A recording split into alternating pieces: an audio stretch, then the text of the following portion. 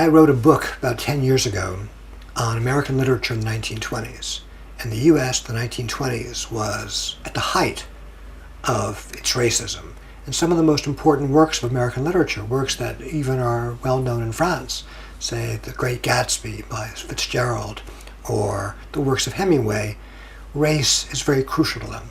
So I began working on the question of race and studying the question of race, and I was struck right away by the fact that although in many respects people seem to think that race had become differently or less important in the 20th and 21st century than it was in the 1920s, in fact, race continued to play a crucial role, although now, in a certain sense, what was the racism of the 20s had been replaced politically by a new force, the anti-racism of the neoliberal period, our period.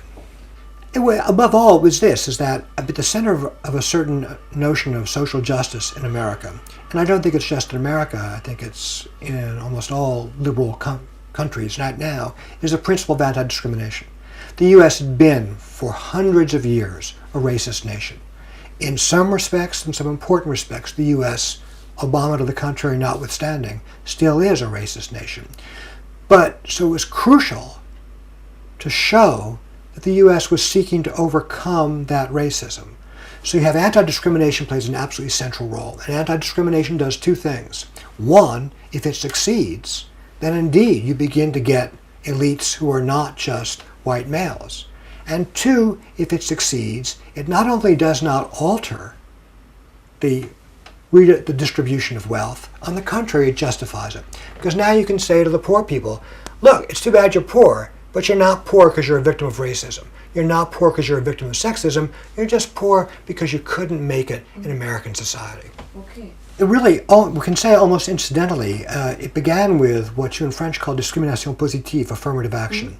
And the effort to get more people of color, above all more African Americans, into American universities.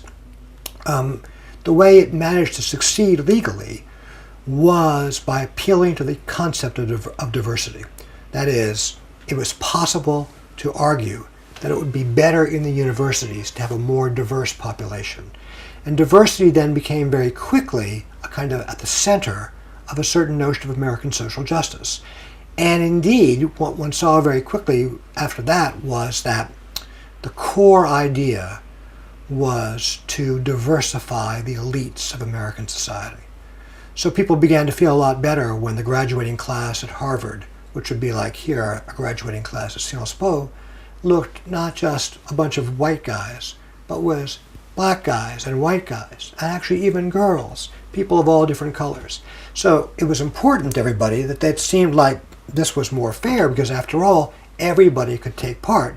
But of course, people graduating from Harvard, like the people graduating from Sciences Po, had always been an elite. The difference now is that the elite came in lots of different colors. Égalité des chances, in English, equality of opportunity, is above all, has nothing to do with trying to establish a more equal society. It has to do instead with trying to justify the inequalities you've got.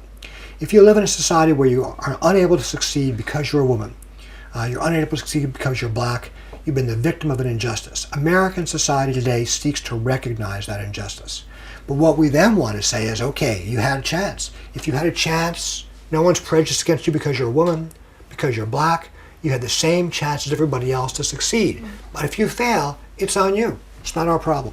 So the great thing that égalité des chances does for any kind of liberal capitalism is it succeeds, or it tries to persuade poor people that they deserve their poverty, although in my experience they don't actually believe it. And it also tries to justify to rich people that they deserve their wealth, and actually they all do believe that.